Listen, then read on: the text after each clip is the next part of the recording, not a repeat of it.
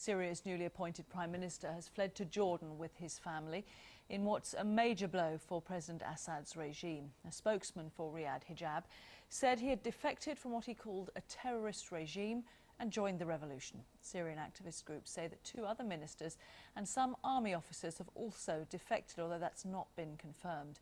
News of the defections followed a bomb explosion at the state television headquarters in Damascus. We'll stay with this because we can bring in Saka Al-Makhadhi, who's a journalist who splits his time between London and Damascus, and he joins me now. Thanks very much for being with us, Saka. A blow to prestige, as Jim was saying, also dangerous for Assad now?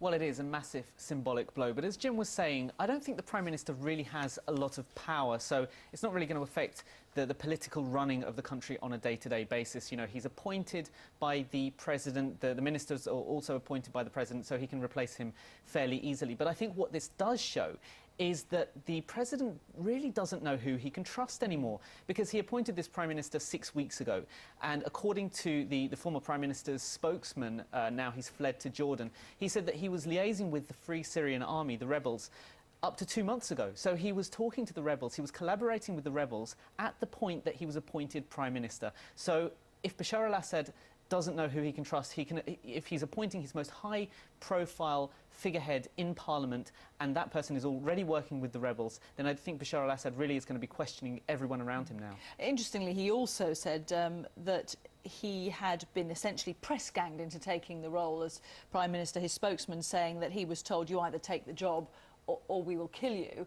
Does that sound realistic? One wonders why he, as a figure, was so useful to Assad, why he was so keen to have him as Prime Minister. Well, there are 2 things here. I mean, first of all, it's very important for the Bashar al-Assad regime, which has been accused of extreme sectarianism, of being an Alawi gang, almost, which is the small sect which the President comes from, of being, you know, very inward-looking and being unrepresentative of the country as a whole. Now, they chose, obviously, a Sunni Prime Minister to show that they were a broad-based nationalist movement that was representing the whole country.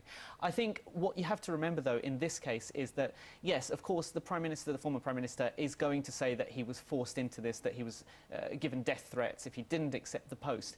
But, you know, really, questions are going to be asked of anyone who defects at this stage, anyone who stays with the regime through all of this brutality, through the alleged 20,000 deaths. Questions are going to be asked about why they didn't defect earlier. Now, of course, it is very, very difficult to defect, and he has taken his entire family, according to reports, to Jordan. So, you know, he has to come up with a decent excuse, I guess.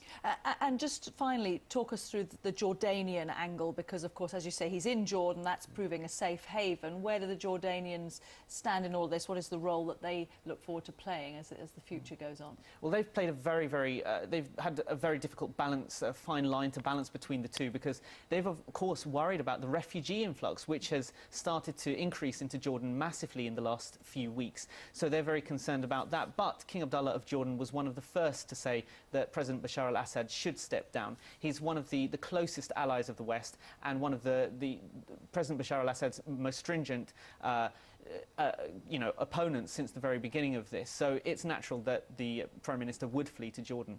OK. Saka, thanks very much. Saka Al-Makhadhi, journalist who splits his time between London and Damascus. Many thanks for your time.